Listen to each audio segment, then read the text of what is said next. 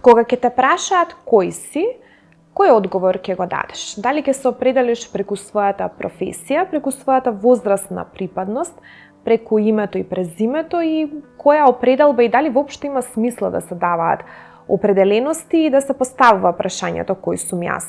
Кој ќе поставува стандардите на новинарската професија во Македонија и дали воопшто има смисла една слободоумна професија како што е новинарството да се става во ригидни еснавски калапи? Но колку е важно сепак да се задржи демаркацијата помеѓу вистината и лагата. За сите овие прашања зборуваме во продолжение со Јанко Илковски, а вие останете со нас и проследете го нашиот разговор. Ти благодарам што ја прифати поканата да бидеш, како да кажам, гостин во емисијата мој збор, меѓутоа мој драг соговорник секогаш, само што едно парче од тие наши долги, навистина инспиративни разговори ќе ги пренесеме сега пред камера да можат и гледачите да посведочат на тоа зашто често ние зборуваме и на кој начин пристапуваме на работите.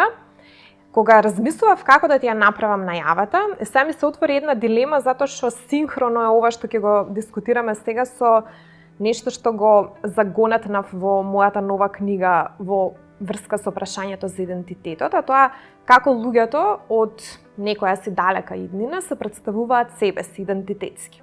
И кога ќе го прашате, например, главниот јунак, односно главниот лик во книгата, кој што се појавува само на првата и последната страница од мојот роман, еве малце да откријам нешто околу тоа, се представува само со име и евентуално може да ја каже возрастната припадност. А какво е општеството? Да, не си у камера, сега само јас сум у камера. камера. Ако ми се слуша гласот, да. Јас се прашам, какво е општеството? Сакам баш тоа да те прашам. Има многу атрибути, можам да те најавам како водител, како новинар, како урбан лик, како диџеј. Во какво окружение го стави ликот твој?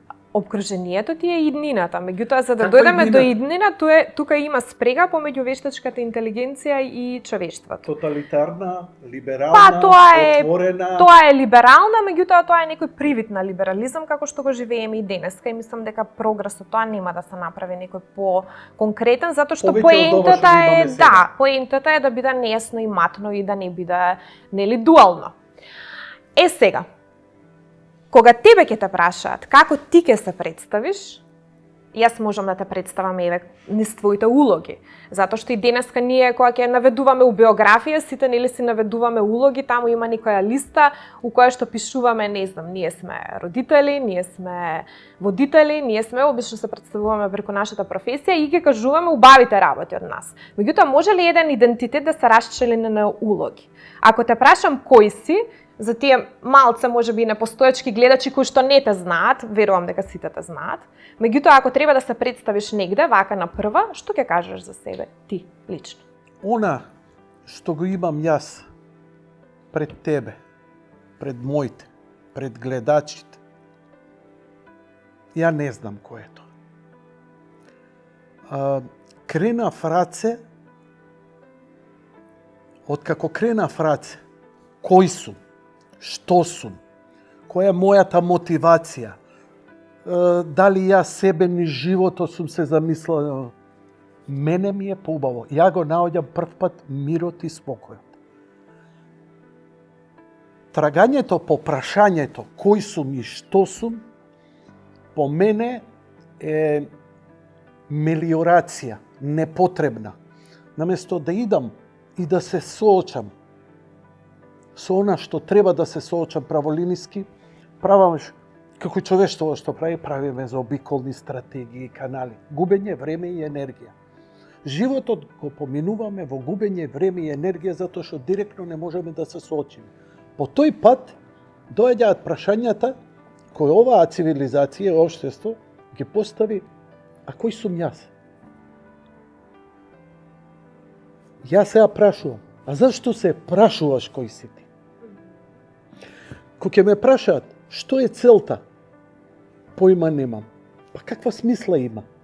Па самиот пат, самиот процес е толку прекрасен, сам по себе ја надминува целта.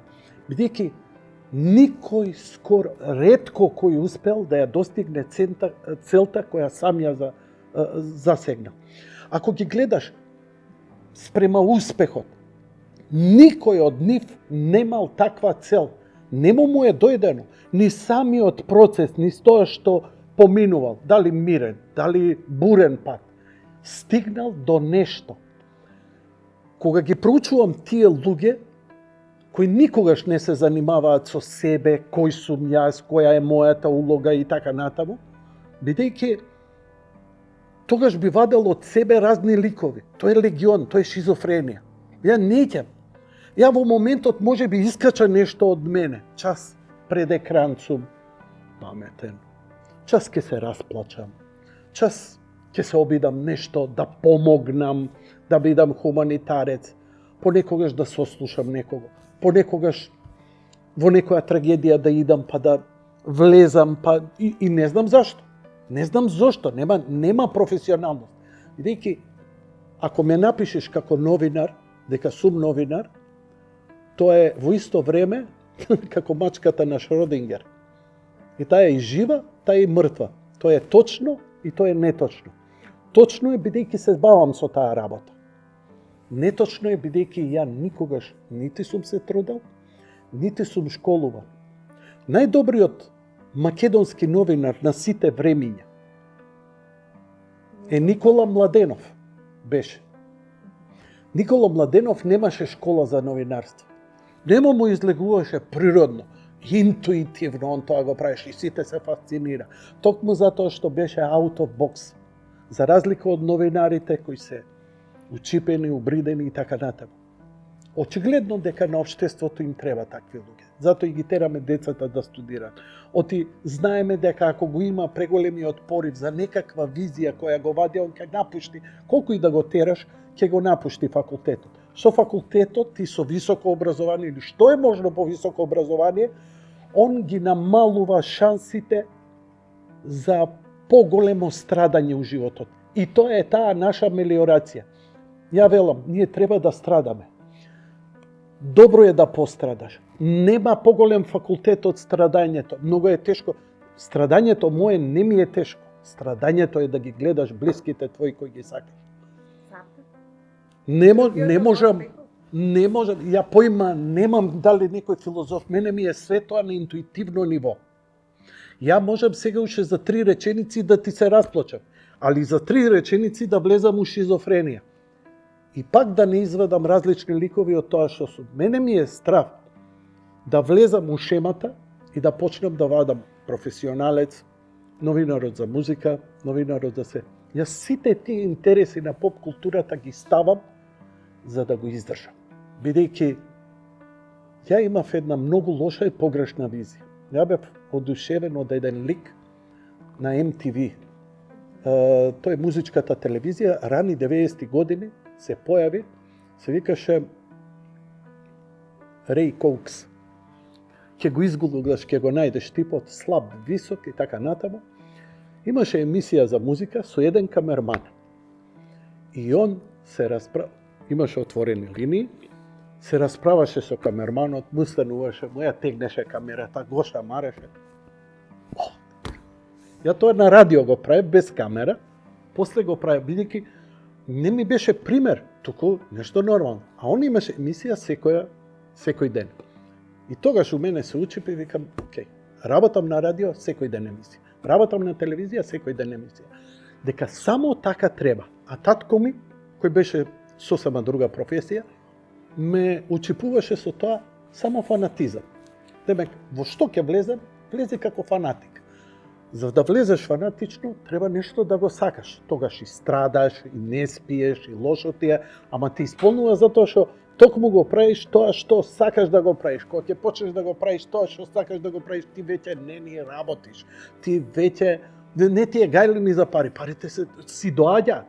И сите најбогати луѓе, какви пари бе? Сите овие милиардери работеле тоа што сакаат, тоа што им дошло, парите сосема споредно. Ние тркаме, ние гинеме, ние и упорно ги убедуваат луѓево, младиве луѓе. Види, ако сакаш, биди упорен, ќе успееш. Тоа е по мене најголемата демонологија на десничницата. Абе, остај ги нека падне. Еве, ако сакаш Елон Маск, ме заинтересира 3-4 месеци шепкав за лудакон, кој е дислектичар. Како мене исто. Не си ти дислектичар. Не, ти џабе збори. Шо, не знаеш да читаш Инверзија течно? правам на некој. Сите правиме инверзија. Наместо кажи пак, пажи кап. Така. Па ја тоа хумор го направив. Тоа цела генерација, како им речам, пажи кап, и они се паѓаат од смеја. Пред Ана Брнабич да го направи, значи ти си бил... Супер, Шатровачки го извртуе зборот. Тоа е фолклор, бе. Значи, своите мани ќе ги извадиш како да имаш најубави бујни гради и сите ќе те сликаат и ќе бараат за Wonderbra да им бидеш модел. Бидејќи сум грд, бидејќи немам физички апиранс, немам високи интелектуални способности, ја развив, како се вика, логореја, да зборам многу, а препун сум со цитати плитки од современата поп култура. И таа ми помага да можам да зинам, без концепт да зинам, како и сега, и да не знам кај ќе ме однесе патот. Ја сега од таква длабока почит која имам спрема тебе, вајда тоа секогаш спрема убави девојки. Ние не сме заслужни за тоа, Така ама што- благодарам. Така што, не, од почит кон емисијата, затоа што сакам, буквално се трудам, кога веќе сум негде гостин, да е уредникот на телевизијата да ти каже, добро интервју. Дебил е, кретен е, свиња дебела, го мрзам, али добро интервју сте направиле. Значи, мене не ми треба. Ама, знаеш како, драго ми е ако некому помогна. Вчера ме сретна, на улица ме сретна едно дете. Он трча нешто истетовиран, целиот ово, она е позади него со камера го снима. И сватив дека од оние нови деца, 19 години, поима немам како си, јутјубер. Сакаш ли да купиш вода? Ако купиш вода, ние ќе имаме гивове, па кој да. Не. И како се сибнува по скалите, у ГТЦ се случува, ме среднува пак. И ме вика, извинете, господин Јанко, извинете што ве вознемирив преска. Шо преживе? И пак почна да ми одесе, пак не го разбирам. И вика, и држи вода и ми вика, сакаш да купиш вода? Викам, зашо се парите? Парите се за тоа, и пак не го разбирам. Викам, слушај, не можам вода да носам, еве ти пари. донација. Извади 1000-дарка, му дадов. Пошто ме подсети на син ми, ме подсети оние луди години и некако ми дојде моја емоција, не него, не го знам, не можев да врзам. Ти не знаеш, значи, бидејќи ја не давам на сиромаси, на улица, ја давам во црква пари, кои знам дека црквата ги користи и така натаму, насочено да не бидат злоупотребени децата, имам таа филозофија и така натаму. Таква радост. Ние имаме донација. Не можам да ти опишам. И добар филинг е, кој кратко ти трае, ете си му го разубавил денот. Што имам јас од тоа? Апсолутно ништо. Дали ќе имам некогаш нешто од тоа? Нема да имам. Но, знаеш како, ефектот на пеперутката која ќе запрета со крилата над Пацификот, ќе направи оркан на Атлантикот. Се надавам, може би дека они двајца ќе се сретнат со некој мој внук, правнук, не знам. Но знам дека причинско-последичните врски кои ги осеќам, бидејќи ја сега се занимавам со квантна теорија. Тоа е у овој момент мојот интерес во животот. Не, новинарство, ги откажав сите интервјуа. Не можам да седнам да интервјуирам никого. Морам да се вратам, ќе се вратам, ама периодов подолг не можам. Пој се занимавам со себе, свое здравје, дрнјариња, се сипам со пепел и така натаму. Новинарството го оставам на професионалците. Ја никогаш мене ме терале да идам да земи изјава. Седи тука, збори бе што сакаш, кажи ми, имам што да те прашам. Не, ако ме праќаш за изјава, прати ме у Бела куќа, жити се, прати ме у Кремљ, таму да направам изјава, па и знаеш како се вика новата вештачка интелигенција? Чат КГБ. We will ask the question. Може ли? Види, вака кога ги поставиме работите и ајде, јас ќе се задржам на тоа апстрактно ниво, затоа што тука некако најслободно можам да се движам, тоа е мој терен. Околу приказните не сум толку креативна да прераскажувам, не сум некој што раскажува, едноставно повеќе се држам до оние апстрактни концепти, каузални врски, се тоа што го кажа како некоја последица на новото време. Многу ти лично одиш на интуиција и тоа се гледа кај тебе, дека ти си интуитивен, дека си природен и дека си спонтан. Ова е единственото интервју, за моите гледачи да го кажам, каде што јас не сум однапред припремила, подготвила прашање и не сум му ги пратила на соговорникот, така што ниту јас не знам што ќе кажам, ниту ти не знаеш каков одговор ќе дадеш и тоа е оној сократовски момент. Знаеш како вика умено Сократ, јас треперам како риба на разговорите затоа што јас не знам што следно.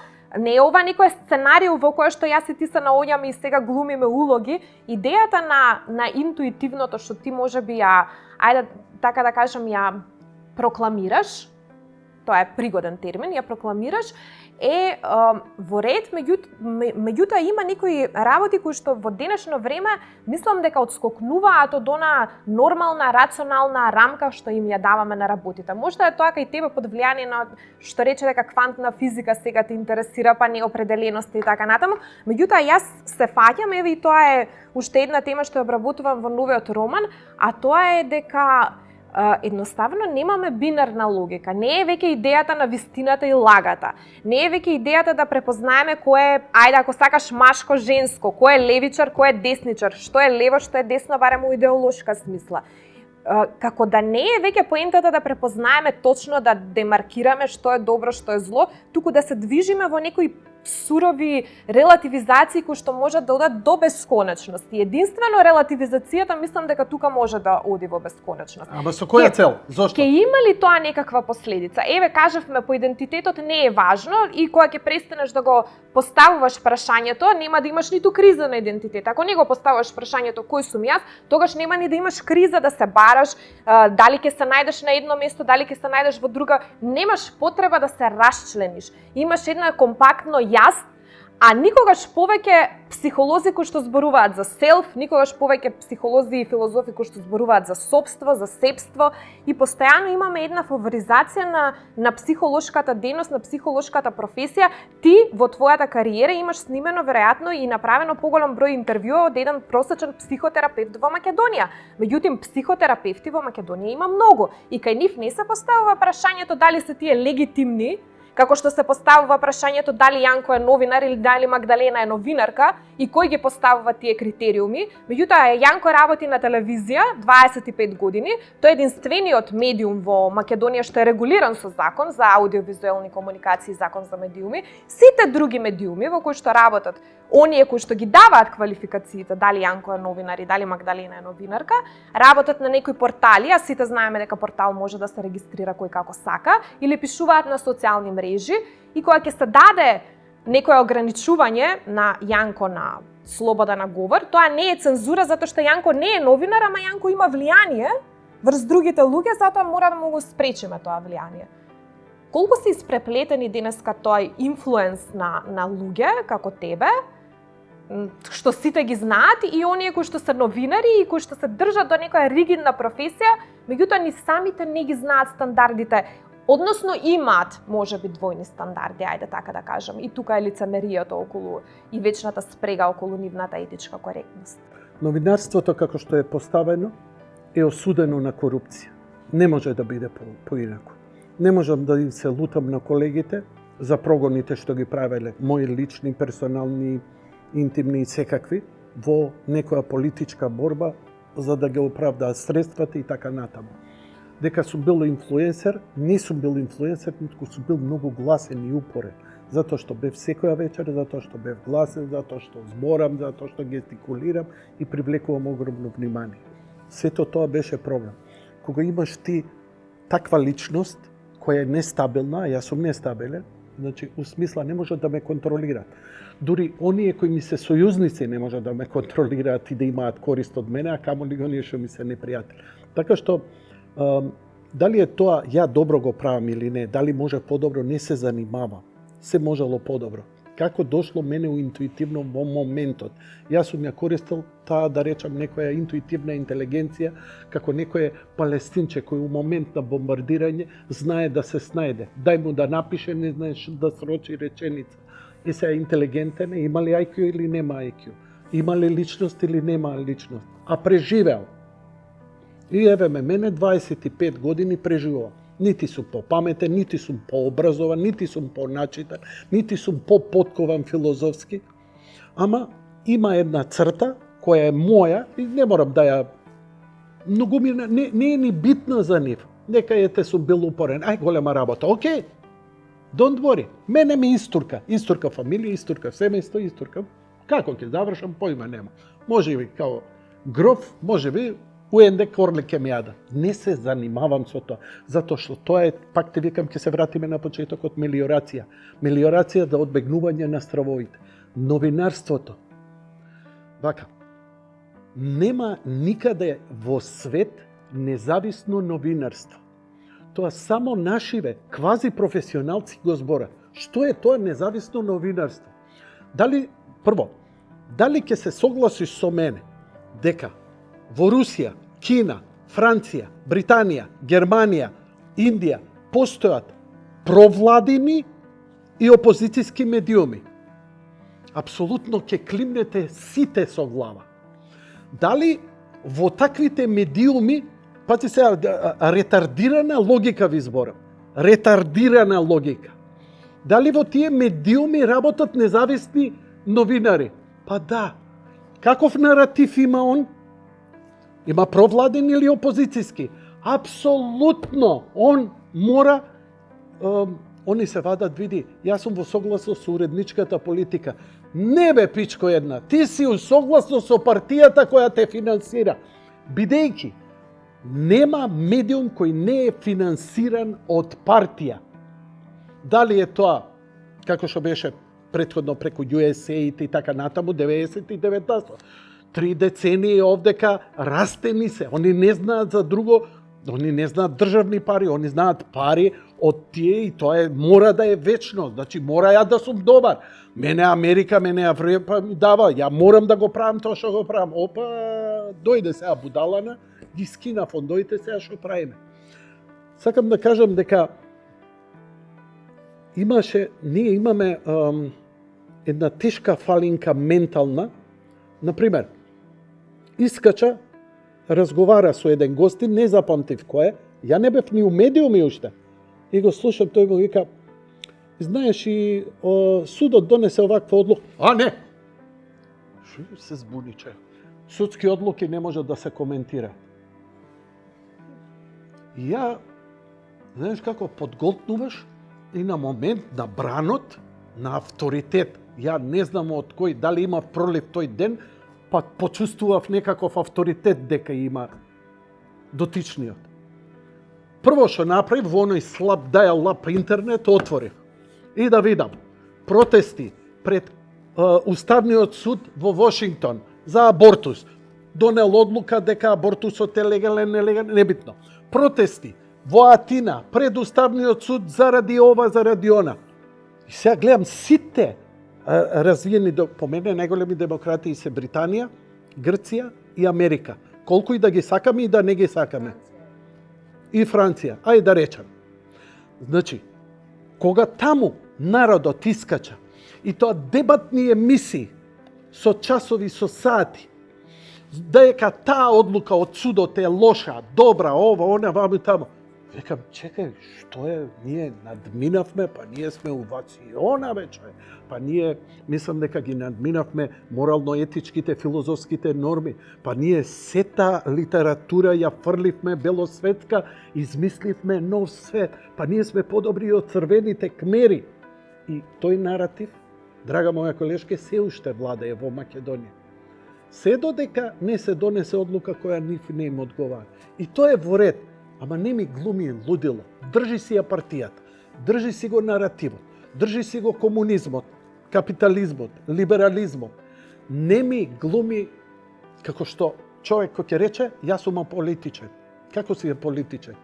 Зон политикон ти го кажали уште од античка Грција. Не може, ти се раѓаш како политичко битие. Дали сваќаш дека не можеш да избегаш од политика? И ако не сакаш да бидеш политичен, да заземеш страна, не смееш да искачаш да гласаш. Но јас, искрено да ти кажам, у оваа држава, кога би имал власт, би направил мандаторно гласање. Не гласаш, никакви бенефиции. Нема социјално, ќе плаќаш дополнителен данок, ќе плаќаш, значи, ни пасош не ти давам бе. Лична карта ќе те кошта 500 евра. Молим лепо. Ако сакаш да бидеш ти легитимен, лојален граѓанин на оваа земја, должен си да гласаш. Дали ќе гласаш, ти ќе напишеш таму Чак Норис. Дали ќе, не ме интересира. Тоа е твое право. Што ќе направиш со ливчето? Али на гласање има да излезеш. И само така можеме да ги залечиме општествените процеси, за да почнеме од траумите да се лечиме, за да го најдеме начинот кога колективната траума ќе не удри, ние сме изгубени, не знаеме кај да удриме. Протестираме лево, плачеме, очајни сме.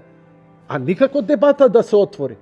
Вања погина, цела нација се испотресе како Смилковско езеро. Ја отварам теми, добивам од пријатели лични. Срамота е ова, што е? Пинк Фарма ќе правиш ти од ова. Не отварај тема. Не отварај тема, а тоа се отвара тема. Тоа исто као ние да имаш лична траума, идеш на психијатар и Не, нема да збориме. Што ќе правиме? Ќе се шмекаме, ќе гледаме. Пошто ние сме над ситуацијата. И ти викаш, да. Што се случува со тоа? Добро, ја познаваш и психологијата и ситуацијата. Не мора да го потиснуваш, но кога не го артикулираш нешто, тоа станува Елиен. Елиен филмот ти е символ на она што го носиш во себе, кога не се соочуваш, искача како чудовиште од тебе кое на крај ќе ти изеде. Еве толку вулгарно да ти кажам. Како сакаш, дефинирај го. Значи, ја еве сега интуитивно, тоа ми дојде како цитат од поп култура. Сакам да ти кажам дека ние прво мораме да разговараме за се. Мораме да бидеме отворени. Ако нешто боли у општеството, не смее да се ќути секој детал. Протестот е последица, отпосле ќе дојде. Ма нема ни да има протест затоа што ќе се излечиме. Затоа што ќе се излечиме и тоа трајно. Со протест, знаеш како ти е протест? Тоа е као да земеш лек за хронична болест, у момент ќе го спуштиш притисокот, за 3 дена он се враќа. И ја викам, во емисија го реков, ние уште ќе имаме трагедии. Ако не ја искористиме оваа шанса да направиме, ние мала земја сме, ние мораме тоа болно пресекување да го направиме со само казнување. Ние мораме колку и да моево дете е виновно, како бе да го казнам? Ќе го земеш на планина и ќе го жртвуваш за Бог со нож. Он те вика. И ќе прифатиш, ќе идеш. Ама нема да го жртвуеш детето, затоа што низ процесот, кога веќе си се помирил, најмилото да го жртвуваш, ти веќе си излечен. Твоето излекување, твојата ментална сила веќе го лечи целото општество. Така да тоа не е празна приказна за Аврам. Тоа е приказна за човештвото.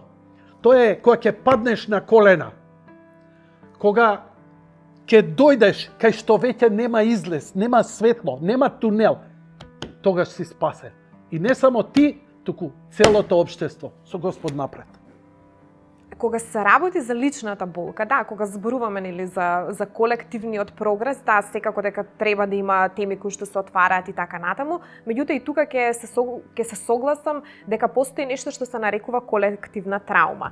И јас сум повеќе по оној, како да кажам, аскетски принцип за копај го длабоко во тишината и тишината сама ќе го рече. Меѓутоа, ако сакаме веќе да бидеме нели коректни во однос на психотерапевското соработување, денеска и ти го спомна неколку пати, ChatGPT, сите се обраќаме за мала помош, сервиси од типот, не знам како да направам колач со јаболко до како да го исчистам темелно мојот дом, до четување за најинтимни, најдлабоки работи. Има една нишка на осаменост која што не тера многу.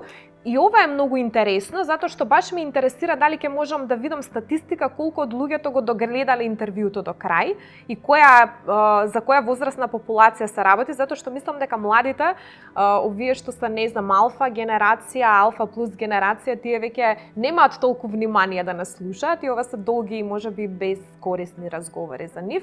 Меѓутоа, постои една оттуѓеност од луѓето затоа што не разговараме. Еве сега ние се гледаме, нели, приватно.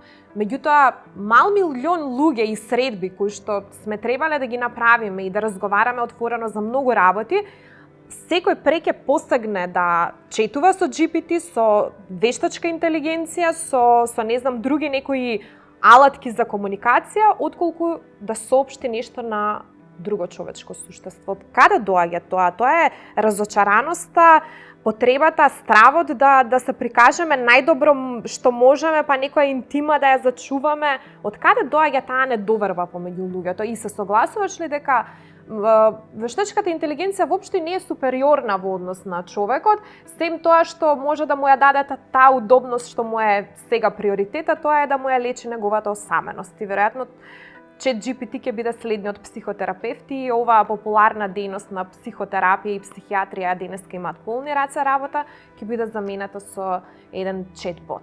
И така ќе заврши приказната до некој пресек нареден временски. Вештачката интелигенција е добра. Таа е природен процес на нашата падната природа. Ние, целиот наш живот и битисување сме го имале низ црква. Нам ни е оттуѓено што е тоа црква. Црква е објект во кој ние идеме да славиме. Не кафани. Ние идеме таму да прославиме. Фала ти, добро е, фала ти, лошо е, фала ти. Какво чувство? Какво чувство? Се родило дете, фала ти, у црква. Умрело дете, фала ти, у црква, го испративме. Свадба, именден, роден ден, све било преку црква. Ти дошло мака, немало психијатри, немало лек. Доаѓаш, седнуе со свештеникот и се исповедаш. Ти ги простоje гревовите, бидејќи нема што друго да ти направи. Но што е поентата во целиот тој однос?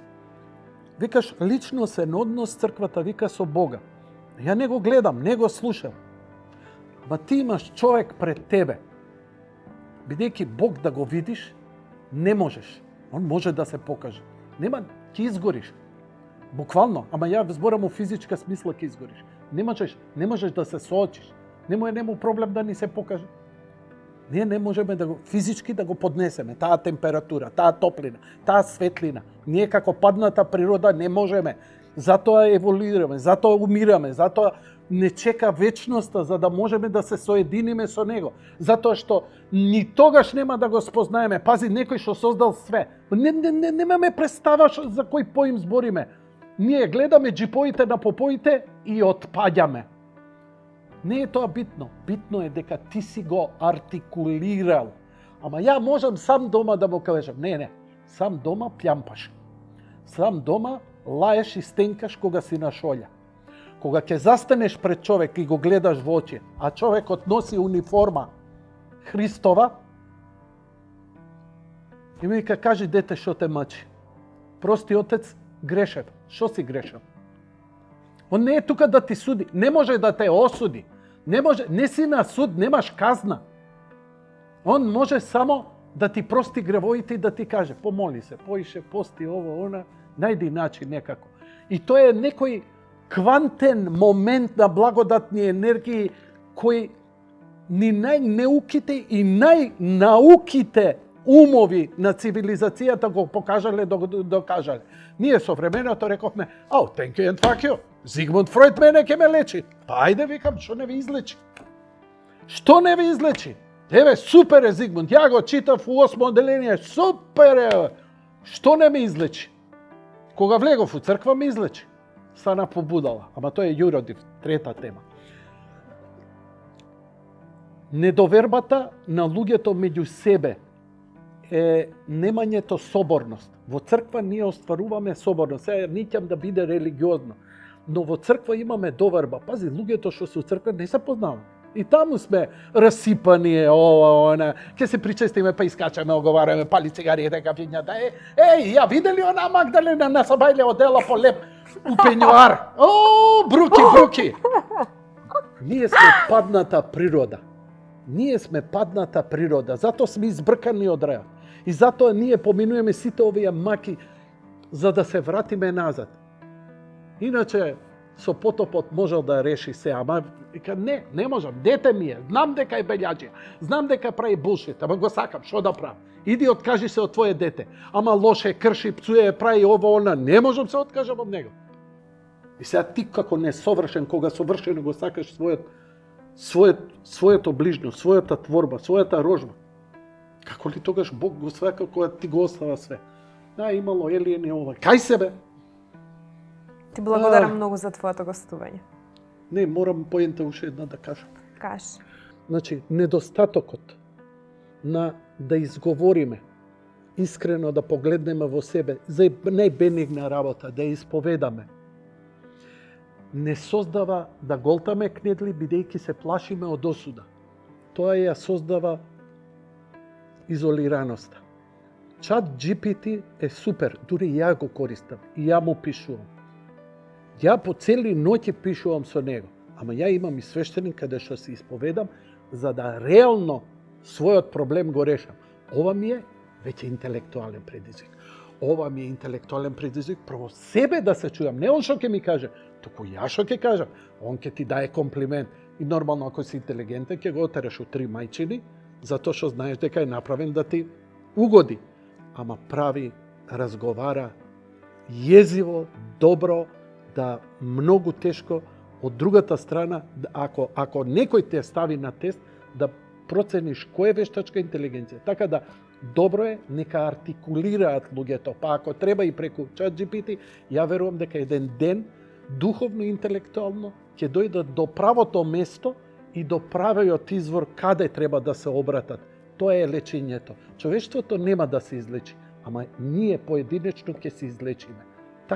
Таква ни е судбината, таква е судбината на целиот универзум. Ти благодарам. Кога ќе престанеш да го поставуваш прашањето кој сум јас, веројатно сите одговори ќе ти дојдат, а можеби и идејата на целото човечко постоење и функционирање е воопшто да не се постави прашањето кој сум јас и да не се трага по одговорите. Сепак постои еден екзистенцијален пат кој што секој од нас го поминува, градејќи го својот идентитет преку својата професија, па така 25 годишно новинарско искуство секако дека има неизбришлива трага врз градење на еден идентитет и просто го структурира и нашиот ум и начинот на кој што и размислуваме, и живееме, и функционираме. За неговиот живот и за новинарската професија, меѓутоа и за ставовите кои што едноставно ги има како вредностен ориентир и по кои стандарди живее, говоревме во оваа емисија Мој збор со Јанко Илковски. Јас ви благодарам за вашето внимание, но ви закажувам и повторна средба веќе следната недела со нови теми, нови гости и нови содржини. До тогаш, пријатна работна недела. Се гледаме.